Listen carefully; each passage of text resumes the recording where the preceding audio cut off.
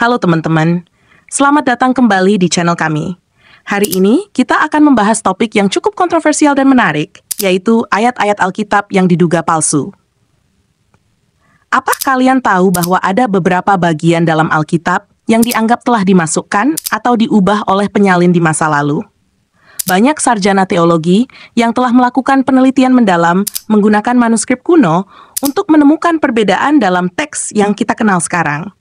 Misalnya, perikop terkenal tentang Yesus dan wanita yang berzina, yang sering kali kita dengar dalam Yohanes 7:53 dan 8:11, ternyata tidak ada dalam beberapa manuskrip awal Alkitab. Begitu juga dengan akhir Injil Markus, yang berbicara tentang kebangkitan Yesus, dianggap oleh beberapa peneliti sebagai tambahan belakangan. Di video ini, kita akan membahas beberapa ayat yang paling banyak diperdebatkan, bagaimana peneliti menemukan perbedaan ini, dan apa dampaknya terhadap pemahaman kita tentang Alkitab. Mari kita telusuri lebih dalam dan lihat bagaimana sejarah teks ini berkembang. Jangan lupa untuk like dan subscribe jika kalian suka konten seperti ini. Dan mari kita mulai.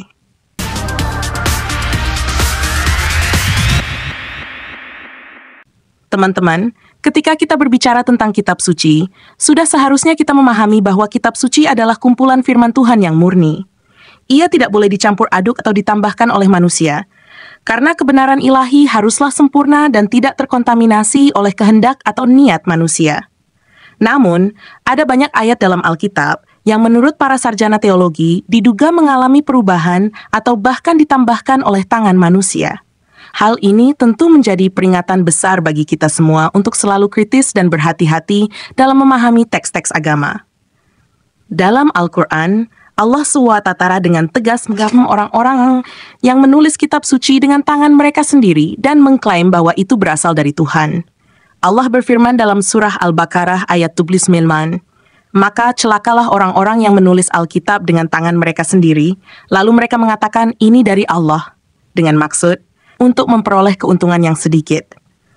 Maka celakalah mereka akibat apa yang ditulis oleh tangan mereka sendiri, dan celakalah mereka akibat apa yang mereka kerjakan."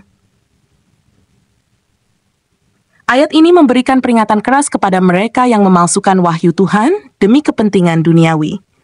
Bagi kita yang beriman, ini menjadi pengingat agar selalu memastikan bahwa kita memegang firman Tuhan yang asli dan tidak terkontaminasi oleh tangan manusia. Beberapa ayat dalam Alkitab yang dianggap dipalsukan atau mengalami perubahan oleh sarjana teologi berdasarkan penelitian manuskrip kuno dan kritik tekstual adalah sebagai berikut. 1. Yohanes 7:11, perikop wanita yang berzina. Kisah ini yang terkenal dengan kalimat Yesus, "Siapa yang tidak berdosa, hendaklah ia yang pertama melemparkan batu," sering diragukan keasliannya. Dalam banyak manuskrip Yunani kuno, perikop ini tidak ditemukan. Sarjana seperti Bruce Metzger, ahli kritik tekstual, menyatakan bahwa ini mungkin bukan bagian dari Injil Yohanes asli. Manuskrip tertua, termasuk Codex Vaticanus dan Codex Sinaiticus, tidak memuat bagian ini.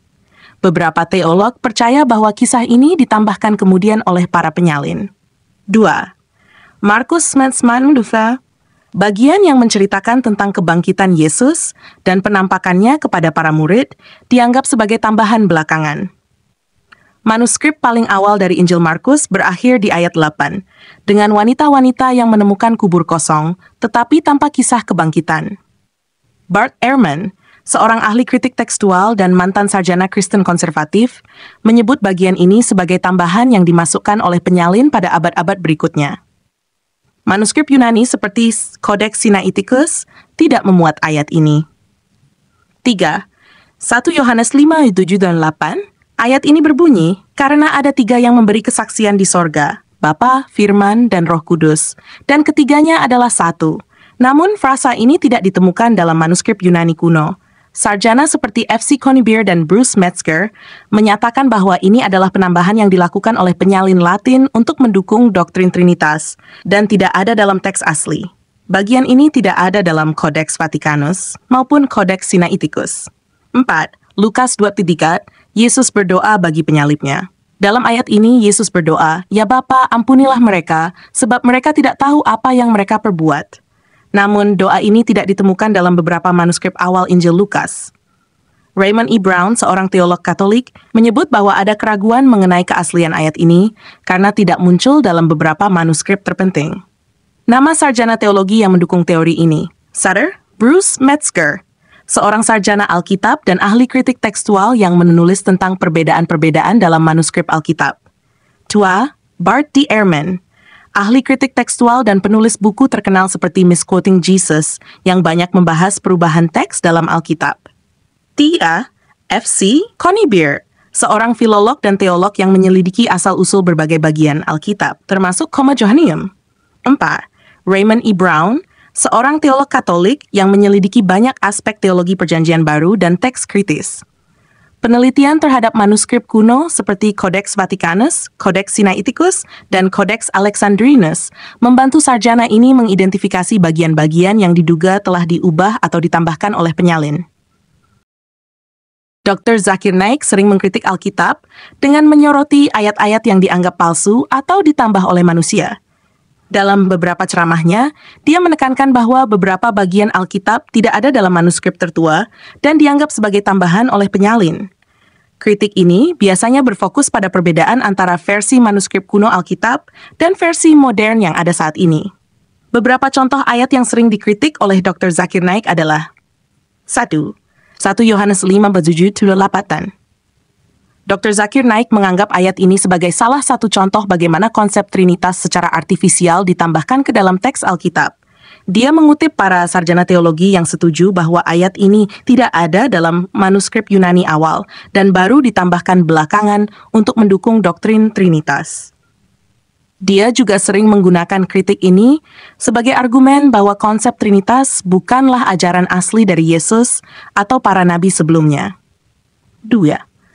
Markus 19:20. Dr. Naik juga mengkritik bagian akhir dari Injil Markus yang berbicara tentang kebangkitan Yesus, karena dalam manuskrip paling awal bagian ini tidak ada. Ia menggunakan argumen ini untuk menunjukkan bahwa cerita kebangkitan mungkin bukan bagian dari teks asli dan telah ditambahkan belakangan. 3. Yohanes Tutas, wanita yang berzina. Dia juga mengutip perikop ini sebagai contoh ayat yang diduga palsu karena tidak ditemukan dalam manuskrip Yunani kuno. Menurutnya, ini adalah bukti bahwa Alkitab telah mengalami modifikasi oleh manusia dari generasi ke generasi. Dr. Zakir Naik menggunakan kritik ini untuk mendukung pandangannya bahwa Al-Quran adalah satu-satunya kitab suci yang tidak berubah dan tidak ditambah-tambahkan oleh manusia. Sementara Alkitab, menurut pandangannya, telah terkontaminasi oleh tangan manusia melalui penambahan ayat-ayat yang tidak asli. Dia sering mengutip sarjana seperti Bruce Metzger dan Bart Ehrman yang menyelidiki sejarah teks Alkitab untuk memperkuat argumennya. Sebagai penutup, mari kita renungkan bersama tentang pentingnya memiliki petunjuk hidup yang benar-benar berasal dari Tuhan yang murni dan tanpa campur tangan manusia. Dalam pencarian kita akan kebenaran, tentu kita menginginkan firman yang murni, bukan hasil modifikasi atau tambahan oleh tangan manusia.